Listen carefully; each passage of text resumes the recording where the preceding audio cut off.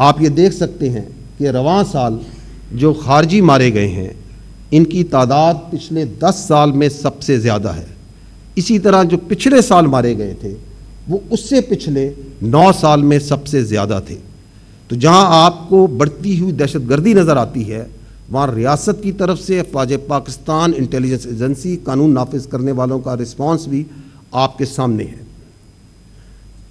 آپ یہ بھی دیکھ سکتے ہیں کہ 2014 میں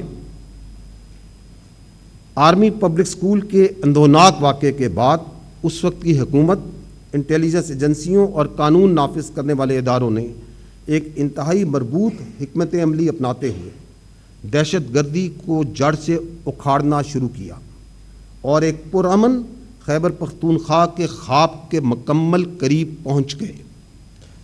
بدقسمتی سے پھر یہاں ایک سوچے سمجھے منصوبے کے تحت دہشت گردوں اور ان کے سہولت کاروں کو سپیس دی گئی۔